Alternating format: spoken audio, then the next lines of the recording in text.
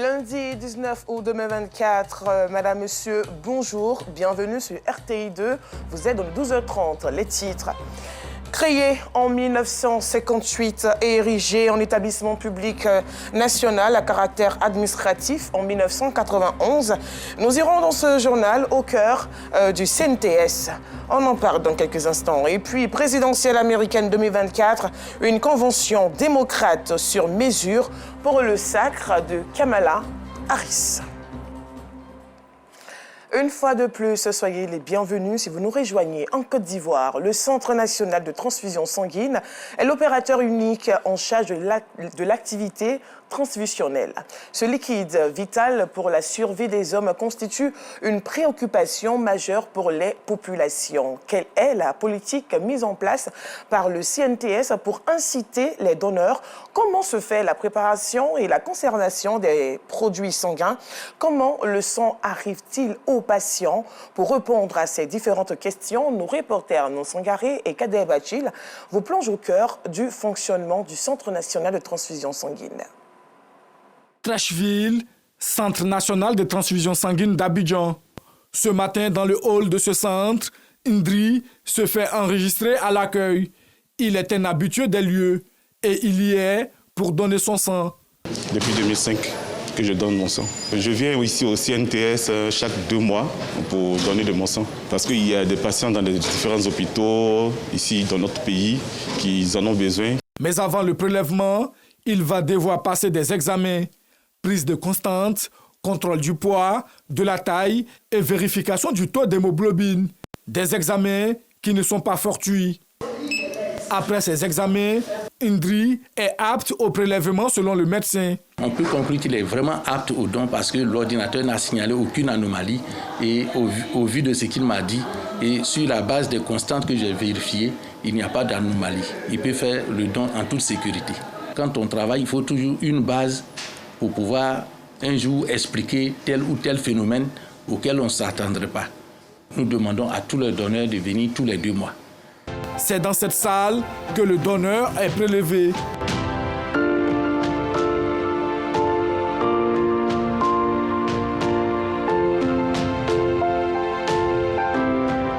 Ici, on a 2 types de donneurs. Nous avons les nouveaux donneurs et les anciens donneurs. Ici, est considéré comme nouveau donneur du 1er don au 4e don. À partir du 5e don, il est connu comme un ancien donneur. Ce sont 450 ml de sang qui sont prélevés chez chaque donneur. Un prélèvement qui ne doit pas excéder 10 minutes. En Côte d'Ivoire, le don de sang est volontaire et bénévole. Bien qu'étant gratuit, cet acte a ses avantages. Il a accès aux produits sanguins gratuitement. Ses ascendants, ses descendants. Ses ascendants, ça dit papa, maman. S'ils sont dans le besoin, on leur donne la poche gratuitement. Ils ne payent rien. En dehors d'ici, les centres régionaux disposent de 6 sites de prélèvement dans le district d'Abidjan. Au niveau du CHU de Yopougon, on a un site de prélèvement et au niveau de Yopougon-Atier, de l'hôpital général de Yopougon-Atier, un autre site. Au niveau d'Abobo, nous avons 3 entités. Au niveau de l'hôpital général d'Aniaman, au niveau d'Abobo-Baoulé, on a un site. Et puis, il y a le site de Abobo Sud, qui était logé dans l'enceinte de l'hôpital d'Abobo Sud, qui est en réhabilitation. Ce site n'est plus fonctionnel en termes de site fixe, mais il mène toujours des activités mobiles. Au niveau de Cocody, nous avons une antenne dans l'enceinte du CHU, juste derrière l'Institut Pasteur. Et enfin, au niveau de Port-Boué, nous avons une antenne dans l'enceinte de l'hôpital général. Tous ces sites que je viens de citer tout à l'heure mènent des activités de collecte. Le sang prélevé chez le donneur est recueilli dans des récipients, des tubes et des poches. Les tubes sont transmis au laboratoire des qualifications biologiques du don pour subir différents tests. Pour un donneur, 3 tubes. Chaque donneur, il y a 2 tubes violets et puis un tube rouge. Les rouges vont servir à faire tout ce qui est dépistage sérologique. Donc chez nous, on fait le VIH, l'hépatite B, l'hépatite C et puis la syphilis. Donc ça sert à faire ces dépistages. Et alors, les tubes violets servent à faire le groupage sanguin. Donc, quand on dit que vous êtes A ou bien B positif, c'est avec ces tubes qu'on va réaliser ces groupages-là. Sans résultat de laboratoire, aucune poche dans notre système transfusionnel ne peut sortir.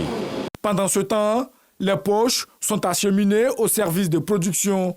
C'est en ce lieu que se fait la préparation des produits sanguins. Ici, nous recevons des poches qui nous proviennent du site de prélèvement et du site fixe de Treichville. Quand nous recevons ces poches-là, nous les pesons. Ensuite, nous les mettons dans des pots que nous équilibrons pour ensuite les mettre dans les centrifugeuses. Voilà. Après la centrifugation, nous avons une décantation, ce qui est une différence de couleur, que les concentrés globulaires rouges en dessous et au-dessus, nous avons le surnageant de plasma. Cet appareil-là, il s'agit des presses manuelles. Voilà. Avec la poche qui a été centrifugée, nous la mettons à la presse manuelle pour extraire le plasma dans la poche de transfert. Ensuite, nous obtenons ces différents produits. Voilà. Ça, c'est le concentré globulaire et le plasma. C'est-à-dire qu'à partir d'une poche, nous avons ces trois produits. Le concentré globulaire, le plasma et les plaquettes. Chaque produit sanguin joue un rôle spécifique dans le traitement d'un mal. Les plaquettes ayant une durée de vie de 5 jours sont utilisées pour des thrombopénies. C'est-à-dire que des patients qui saignent, dont le saignement ne s'arrête pas. Donc il faut leur faire des plaquettes pour arrêter le saignement. Le concentré globulaire, ici, on sait que le rouge, en général, on a l'habitude de le voir pour les cas d'anémie, surtout l'anémie des enfants, les femmes anciennes qui en couche arrivent à saigner. Les plasmas ont besoin d'être congelés pour une conservation à longue durée. C'est une année. Ces plasmas sont indiqués en cas de grande brûlure, aussi en cas de traitement des infections et aussi des thrombopénies. À partir d'une seule poche, d'un seul donneur, on pourrait traiter 3 à 4 patients dans les structures hospitalières. Chaque produit sanguin a une température de conservation et une durée de vie. Les concentrés globulaires partent de 35 à 42 jours. Les plaquettes ont une durée de vie de 5 jours. Les plasmas, une durée de vie d'1 année, on va dire. Les produits se retrouvent ensuite dans un autre laboratoire, cette fois pour le contrôle qualité. Ce contrôle est un contrôle post-étiquetage. Lorsque les résultats du laboratoire sont faits, ces résultats sont inscrits sur des étiquettes qui sont mises sur des poches. Et en fonction des informations qui se trouvent sur les poches, nous prenons des échantillons de la poche et nous faisons ici le groupage ABO-Resus des poches. Les produits sanguins validés après étiquetage sont mis à la disposition du service de distribution, service en charge de la gestion des stocks. Le parent du patient, lorsqu'il reçoit un bon de commande de sang, il faudrait que le bon soit déposé au niveau du gestionnaire du dépôt de l'hôpital concerné. Et c'est ce dernier-là qui, normalement, est habilité à venir chercher la poche de sang au Centre national de transfusion sanguine.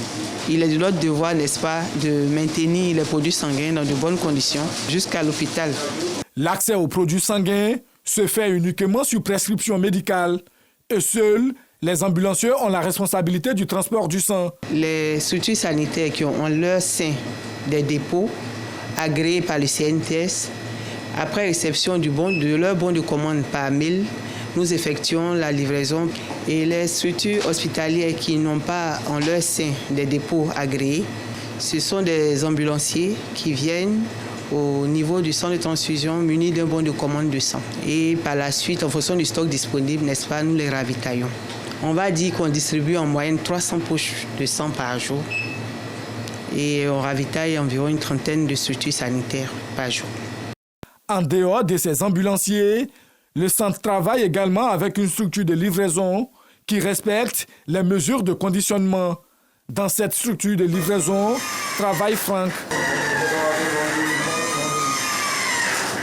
Ce matin, il doit récupérer les produits sanguins pour l'hôpital général d'Adjamé. Nous décidons de le suivre jusqu'à la livraison.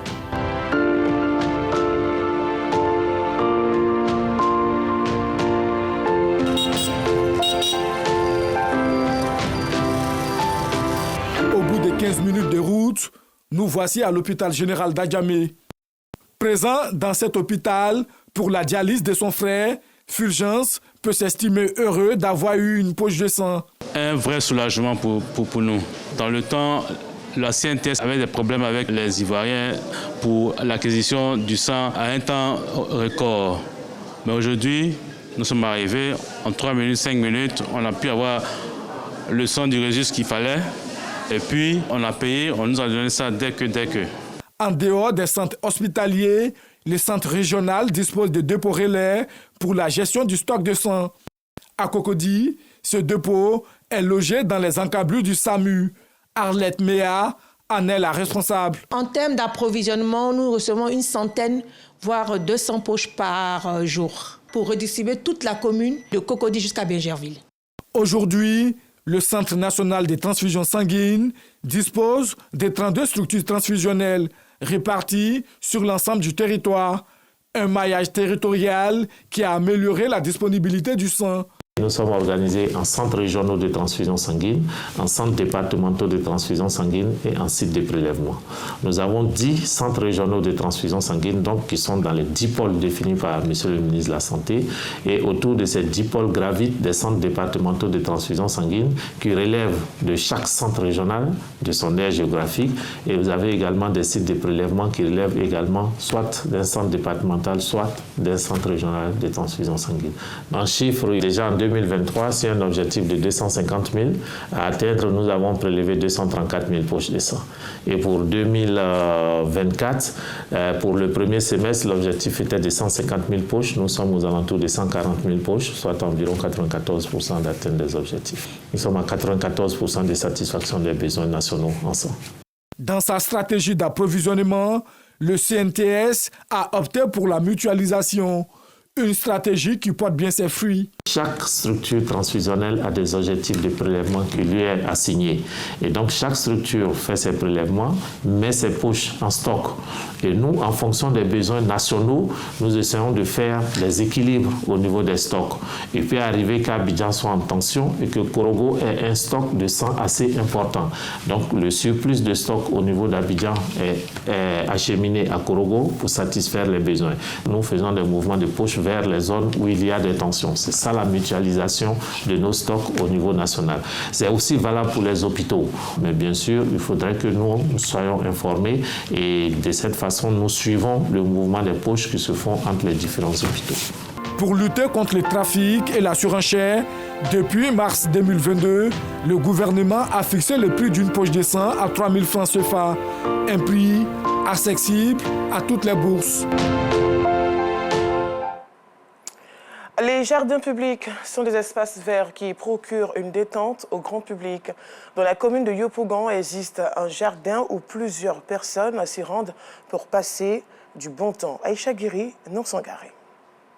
Situé en plein cœur de la commune de Yopougon, cet espace vert aménagé accueille les visiteurs. C'est l'endroit idéal pour prendre de l'air. Le lieu indiqué aussi pour des rendez-vous. C'est ici que Grace est venue attendre son ami avant son départ en voyage. Le jardin, il est beau, puis il est reposant. Là, je suis déjà à l'aise. Moi, je ne veux plus passer, parce que ça fait plus de 30 minutes que je suis là, même si c'est 1 heure, il n'a qu'à durer, c'est mon problème. Il y a de l'air frais, c'est reposant, il n'y a pas assez de bruit, vu qu'il y a des voitures qui passent, mais en tout cas, c'est reposant. Amak et Nat sont là pour se prélasser, ce qui donne une touche particulière à ce que beaucoup appellent Petit Paradis. L'existence de ce jardin est une aubaine pour Sally Koné. Elle propose Nat et Amak aux visiteurs qui viennent y passer de bons moments. Si tu viens, tu prends ce que tu veux, tu vas te reposer. Il y a 250, il y a 200.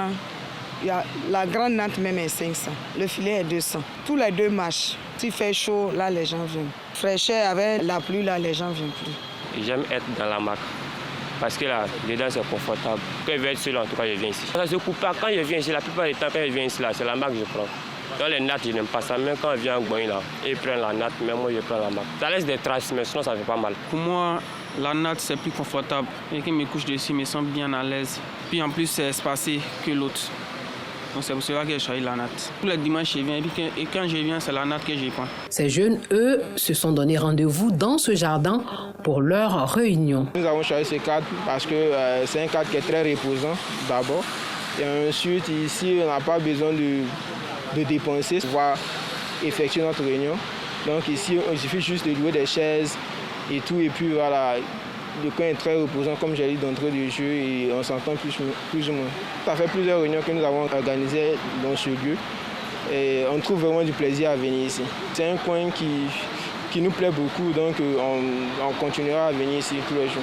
Refuge des riverains, ce jardin est un cadre propice à la détente et à la méditation.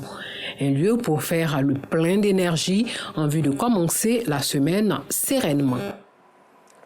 Un reportage plutôt commenté par Ami Koulibaly.